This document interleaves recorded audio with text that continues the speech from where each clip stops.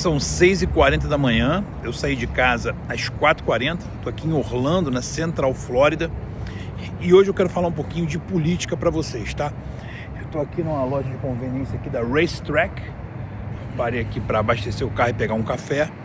Hoje vai ser um dia longo de trabalho aqui em Orlando, mas eu quero falar um pouco da manifestação pela anistia dos presos do 8 de janeiro, que aconteceu ontem em Copacabana. A gente fez também um ato aqui em Orlando, um ato menor, é claro, mas eu queria falar sobre a manifestação que aconteceu lá em Copacabana, e é extremamente importante você fazer uma reflexão diante dessa manifestação. Qual é a chance desse projeto de anistiar aquelas pessoas que estão levando condenações de 17 anos, 18 anos, 15 anos de cadeia, por terem, no máximo, cometido o crime de dano ao patrimônio público, né?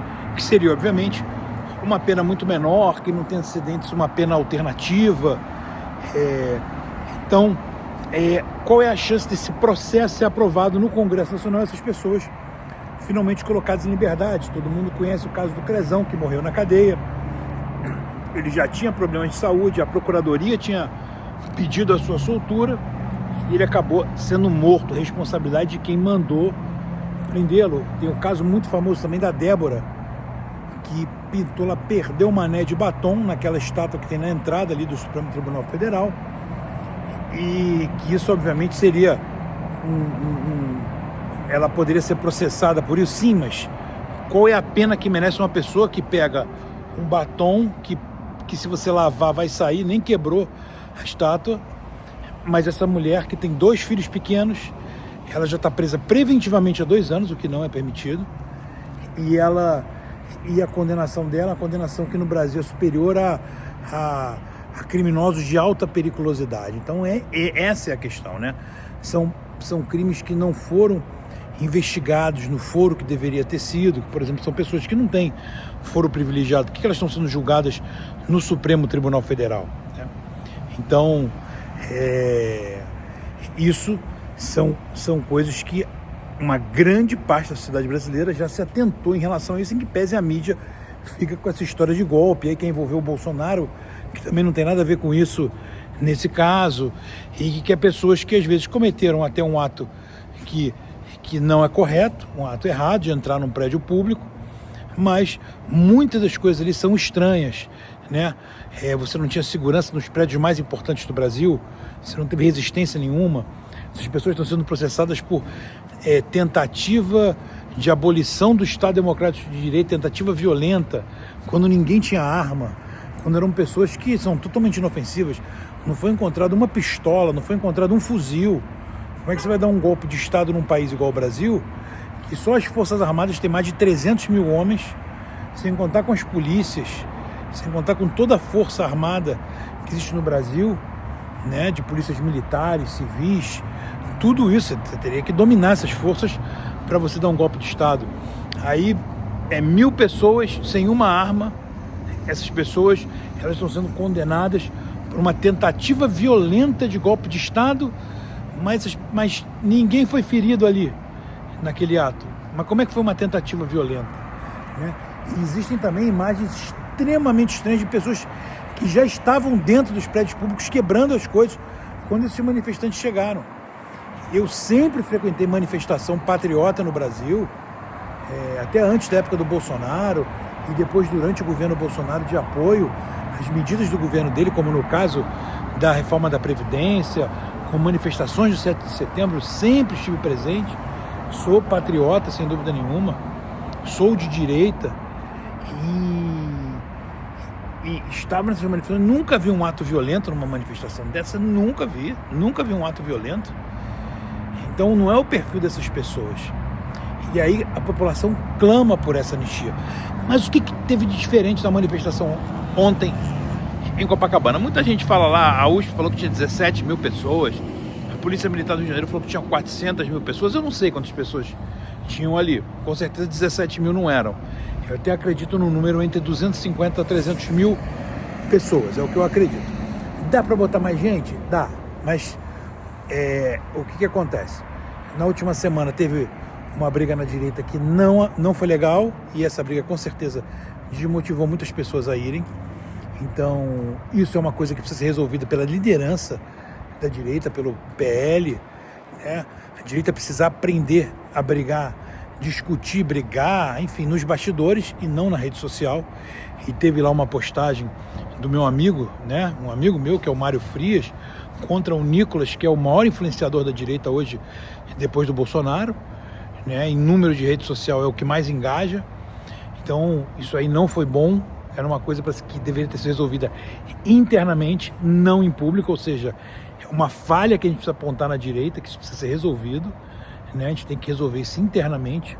A gente não, porque eu não sou político. Eles, né, que são deputados, que são vereadores, que são senadores, eles precisam, dirigentes partidários, eles precisam resolver isso internamente. Porém, uma coisa me chamou a atenção nessa manifestação. Não é só a quantidade de pessoas que fazem uma manifestação ser importante, mas quem está nessa manifestação, tá? Por exemplo, o governador Tarcísio, que estava lá, que é alguém que eu não considero de direita, alguém que eu considero de centro-direita, é um candidato que eu acredito que é até o candidato que o sistema quer que ele seja presidente. O sistema não quer o Bolsonaro é muito à direita, tem que ser alguém menos à direita. Então eu vejo o Tarcísio como candidato do sistema, mas o Tarcísio, ele dessa vez, ele falou literalmente que ele é a favor da anistia. Inclusive um amigo meu, Jaime, gravou um vídeo com ele, lá nos bastidores, ele falando: eu sou a favor da anistia. Eu nunca tinha ouvido o Tarcísio falar isso. No momento que ele fala que ele é a favor da anistia, ele fala que os atos do ministro Alexandre de Moraes, como ministro da Suprema Corte, são atos ilegais. O ministro Alexandre de Moraes vai acionar juridicamente o Tarcísio por essa posição? Sabemos que não vai, né? Sabemos que não vai. Inclusive, os bastidores da política brasileira dizem que o próprio PSD do Kassab já está alinhado a votar a favor da anistia. Eu tenho 1000 divergências contra o PSD, sobretudo contra a figura do senhor Eduardo Paes do Rio de Janeiro. Esse, para mim, é desprezível, mas a gente precisa se atentar. Se existe um apoio do PSD pela anistia, nós temos, então, um adversário em comum e nós temos que trazer isso para o nosso lado. E o PSD tem, sim, o Tarcísio, ele tem o Kassab, o presidente do PSD, como seu braço direito no governo de São Paulo.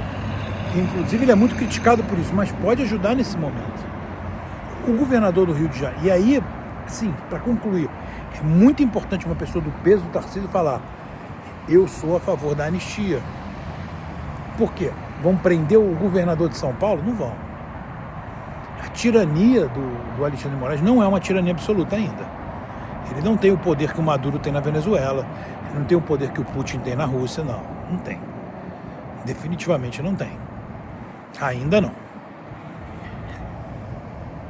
Aí o governador Cláudio Castro do Rio de Janeiro, que é o segundo estado mais poderoso, mais rico do Brasil, o governador também se coloca a favor da anistia. Isso é muito positivo. Por quê?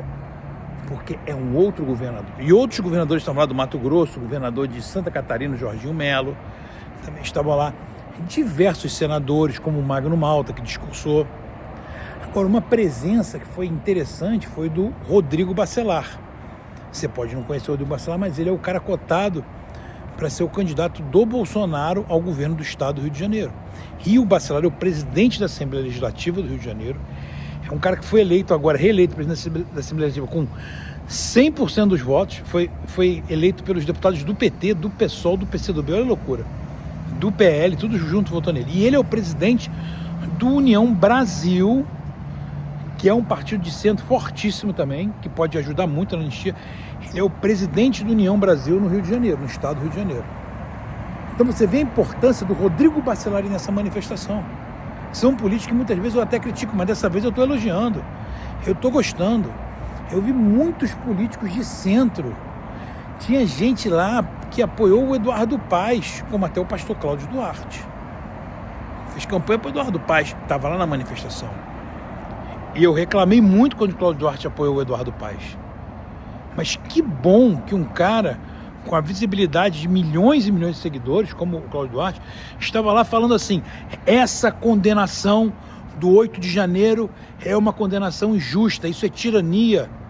As pessoas que lá estão presas não são presas, são reféns do sistema.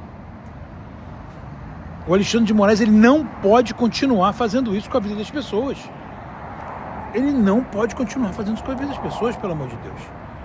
Turn right on State Route 535 South. Então, nós precisamos refletir sobre a importância dessa manifestação.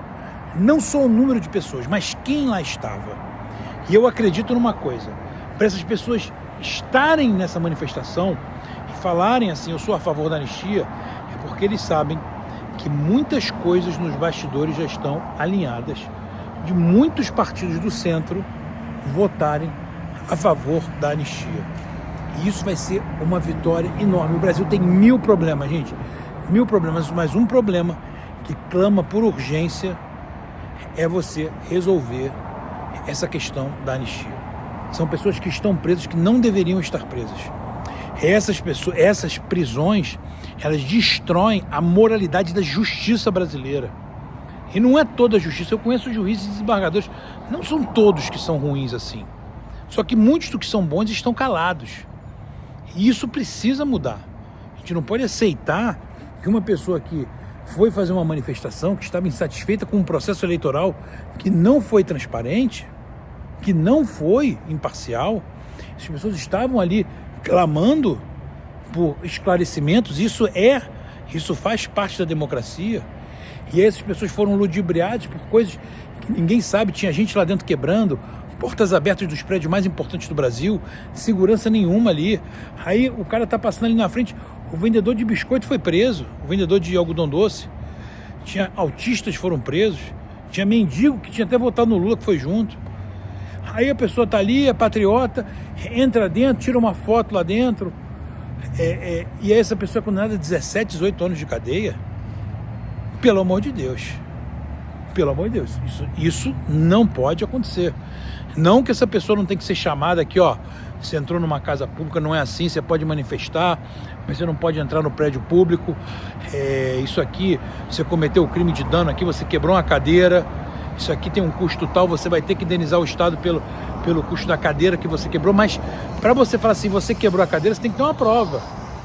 Não pode ser condenação genérica para todo mundo, ó, tem um vídeo aqui, você quebrou essa cadeira, custou R$500, você vai ter que pagar isso aqui pro Estado. Ninguém se opõe a isso. Eu não me oponho a isso.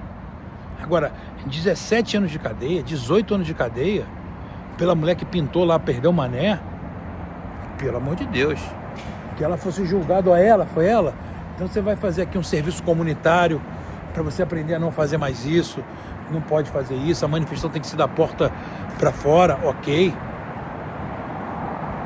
Só que lembremos que essas pessoas que estavam lá já estavam revoltadas com um processo eleitoral que não foi nem transparente, nem imparcial.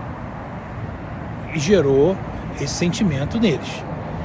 Então, que fique registrado a importância das pessoas que estavam na manifestação e que a gente possa continuar pressionando para essa pauta, que é uma pauta urgente, ser votada e ser aprovada. Lembrando, eu estava no Twitter ontem à noite e vi que o ex-juiz Sérgio Moro botou lá, eu era contra, agora eu sou a favor da anistia.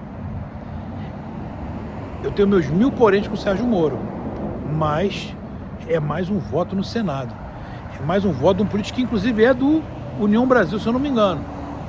E é mais um voto a favor da anistia no Senado, ou mais um voto para, quem sabe, até o trabalho de um impeachment de um ministro da Suprema Corte. Não vamos desistir, vamos continuar engajados, todos, nessa luta, para que a justiça no Brasil possa voltar a ser justiça, possa voltar a exercer a função pela qual ela foi criada, e não um instrumento de pressão política, de pressão psicológica, para você fazer com que apenas a esquerda, a extrema esquerda, se mantenha no poder com políticos decrépitos, como é o caso do Lula. Um grande abraço, fiquem com Deus, que Deus abençoe esse país maravilhoso aqui, a América, e que Deus abençoe o Brasil. Compartilhe esse vídeo com o maior número de pessoas.